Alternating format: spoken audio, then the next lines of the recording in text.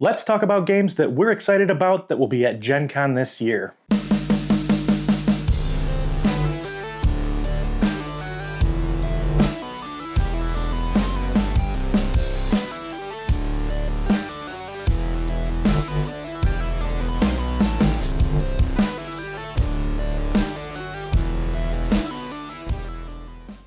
What's up, Brew Crew? Clay here from Beer City Board Games, and as you can see, I am in a brand new recording space. Now, it's nothing fancy yet, and this is far from the finished product, but having a dedicated space for recording should make it much easier for me to get these videos out for you all. So, we are just over a week away from Gen Con 2024. If you've never heard of Gen Con before, it's the largest tabletop gaming convention in North America, and it's held in Indianapolis, Indiana. Because this event is so huge, it's often where a lot of new games get released as well. If you're interested in checking out all of the games that will be featured this year, then head over to Board Game Geek and check out their Gen Con 2024 preview list, which is a really useful tool. I used it to help create this list. Now, not all of these games will be for sale at the con, and I'm going to specify which games will be for sale and which ones will be demos, but keep in mind that the weeks and days before Gen Con often have a lot of changes. Some games that were supposed to be there may not make it in time, and some publishers may surprise us with a game that we had heard nothing about. So this list is based on the BGG preview as of the time that I made the list, and any future changes are out of my control. Okay. I've got 10 games that I'm going to talk about today, and I don't really have these in any particular order because I'm really very excited about all of them. So let's jump right in. All right, I'm going to start off with one that I think a lot of folks are looking forward to. I love music as a theme, and modern music still seems to be a very underused one, so I'm very excited about Rock Hard 1977. It's a little unclear from BGG if this one will be for sale or demo, but it sounds like they're planning to have it for sale at the Devere booth. The components really sell the theme with guitar pick player pieces and amp knobs that go to 11 to keep track of resources. It's a blend of worker placement with variable player powers, and it introduces a candy mechanism, which is obviously a reference to drug use in the music scene, which sounds like it can give you some short-term help, but long-term problems, which seems fitting. I'm also excited because this game is designed by Jackie Fox, who was a member of the hard rock punk band The Runaways. So I have to imagine the theming is going to be top-notch. As a former bassist myself, it's hard not to get excited about this one. Next up is Alte: Dawn of Civilization. This one is coming from Ares Games and is available for demo only. And it's designed by Paolo Mori, who designed a lot of fantastic games like Ethnos, Blitzkrieg, and Libertalia. And it's also co-designed by Ole Steinnes of Champions of Midgard fame. It's a combination of deck building and area control in a civilization-themed game, which are some mechanisms that I really enjoy. Plus, the artwork looks really interesting in my opinion. Outside of that, I don't know too much about the game, but this combo of designers alone is enough to get my attention. Speaking of designers that catch my attention, next up is the Mistborn deck building game, designed by John D. Clare, who is on a hot streak for me right now, especially coming off of Ready Set Bet from a couple years ago. This one is being published by Brotherwise Games and will also be demo only. Besides the designer, I am also very excited about this game because I am a big fan of the Mistborn series of books from Brandon Sanderson. If you aren't familiar with Mistborn, it takes place on a planet where certain individuals are able to obtain powers from different forms of contact with certain metals, with probably the most common being ingesting and burning them. So for example, a person that can burn steel has the power to push metal objects away from themselves, while a person who can burn iron can pull metal towards themselves. There's a lot more to it than this, and I could nerd out about this for a long time if I wanted, but I'll just say that it's some of the best magic rules and world building that I've read in a book in a very long time. And so the idea of a game coming out that uses this theme is very exciting to me. Now, to be fair, it's not the first game to use the Mistborn theme, but the rest of them have seemed to focus more on the political intrigue of the world, which is also very interesting, and less on the magic. So I'm really hoping that this game does more to capture that aspect of some of my favorite books. Okay, then we've got River Valley Glassworks. Now, this is an adorable looking game coming out from Allplay, who makes some fantastic smaller box games. And it also features art from Andrew Bosley. It's designed by Adam Hill, Ben Pinchback, and Matt Riddle, who you probably know from games like Fleet, Three Sisters, and French Quarter. It looks like they do plan on having this for sale at the show, which is fantastic, and I'm hoping to get my hands on a copy. Now, I have heard that this is a pretty light game, but that's okay. Even though mid to heavy tends to be my sweet spot, I still think there's plenty of space in my collection for a well-designed, lightweight game. Plus, the production on this looks stellar. I love the little glass pieces, and the Andrew Bosley art is just so dang charming. So I'm really hoping to snag a copy of this. Next up is another game that I am pretty certain that we are going to be coming home with, and that's Undergrove. This is an AEG release and designed by Elizabeth Hargrave, who obviously is famous for the phenomenon that is Wingspan.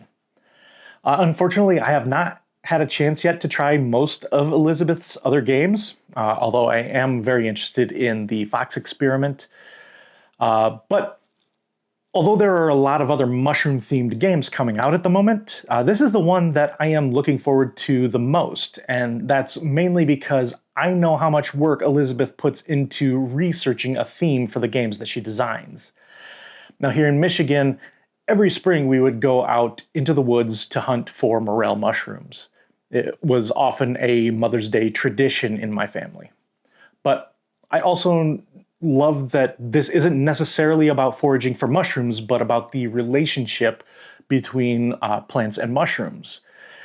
In fact, you're actually playing from the point of view of a tree using the network of mushrooms to basically build an engine that will help you multiply. I think this is a very cool concept, and on top of that, the cover and art in this game are gorgeous as well. Then we have another very charming looking game, and that's Hedge Mage, designed by Connor Wake and coming out from Floodgate Games in 2025. But it does sound like they are hoping to have it for demo at Gen Con this year. This is a game that I actually discussed a little while back when talking about new games to BGG that I was interested in, so it's no surprise that it made this list.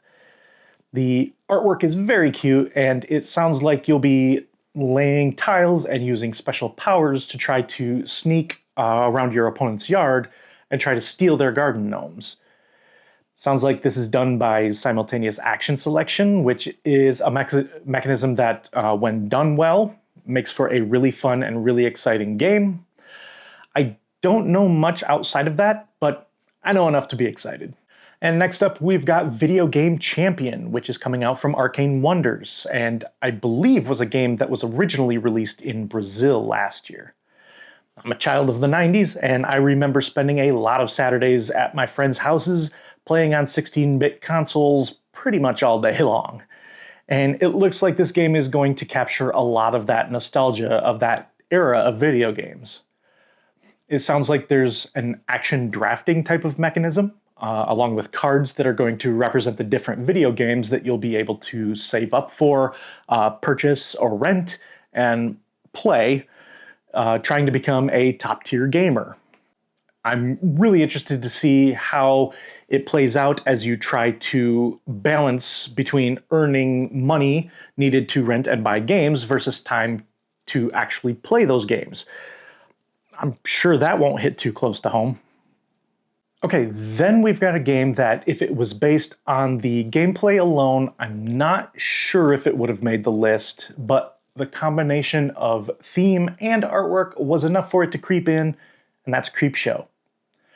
This one is going to be at Skybound Tabletop's booth, and it sounds like they are planning to have it for sale. I love horror themes, and this has a very Tales from the Crypt vibe. Your old pal, the Crypt Keeper, has gone Hollywood in a big way. It looks like this one will be a fairly small, relatively quick-playing card game, which is something that I have been having a lot of fun with recently. So combining that with the theme is kind of what put this on my radar. In the game, you are going to be either using story cards to create storylines for multiple villains, or adding suspense cards, which will change if and who will score that villain when they ultimately meet their doom. From what I gather, there will also be branching narrative on some of the story cards, which will allow you to decide between a couple of different choices and tell a different story each time. This looks like a fantastic little card game to play around Halloween, and I'm really excited to check it out. Next up is a game that I know for a fact a lot of people are going to be excited about, and that's the new HeroScape Master Set Age of Annihilation, coming from Renegade Game Studio. Now, I never got to play the original HeroScape, but it sounds like they have pretty much kept the gameplay the same for the most part, and it sounds like you'll even be able to mix and match this set with any of your old HeroScape sets if you still have any, which is really cool. This is a game that I've always wanted to try. I love the idea of building my own army and building the terrain and going head-to-head in a battle royale. I love seeing the pictures of some of the landscapes that folks have built, and I'm really hoping that this is something that does well enough that Renegade continues to support it and come out with new sets. I did play Magic: The Gathering Arena of the Planeswalkers, which I know is at least similar, but Hasbro kind of botched that release. It only included 4 terrain pieces and a couple of cardboard walls, and although they did release a couple of expansions for it, they never really leaned into what made the game special, and instead just seemed to be using the Magic name to try to capture a portion of the board game market. Now, maybe I'm wrong here, but I'm very excited that this game is now with Renegade, and I can't wait to finally play a proper game of HeroScape. And the last game that I want to mention on this list of Gen Con 2024 anticipated games is from the same team that brought us Oathsworn Into the Deepwood, which is a game that we've been having a ton of fun with over the last several months. That's Avalon: The Riven Vale. This is designed by Jamie Jolly and published by Shadowborn Games. This one will be only available for demo, but I'm incredibly excited to check it out. First off, if Oathsworn is any indication, the production and the miniatures are going to be fantastic. And based on what I've seen of the images on BGG, I'm pretty confident that's going to be the case. On top of that, I am in love with the idea of a big thematic Arthurian experience. I'm hoping that this is going to be a really great blend of history, legend, and myth that will bring some of my favorite stories to life on the table. The game looks like it mixes exploration and area control, or area majority, with card-based combat and variable player powers. Unfortunately, there's not a lot of information out for this game just yet, but it looks beautiful, sounds epic, and I can't wait to get a look. All right, everyone, those are my most anticipated games for Gen Con 2024. Now let me know in the comments below, what games are you looking forward to seeing that are going to be coming out at Gen Con this year?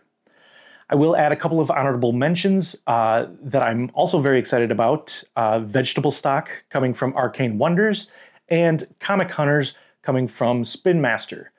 But I've already played the original versions of those games, so I'm not really anticipating them because I know they're good. Also, let me know if you're going to be at Gen Con this year. And if you see me, stop me and say hi. It really would mean a lot to me to meet some of you wonderful people who are willing to take time out of your day to watch or listen to me. And until next time, let's get another round for the table.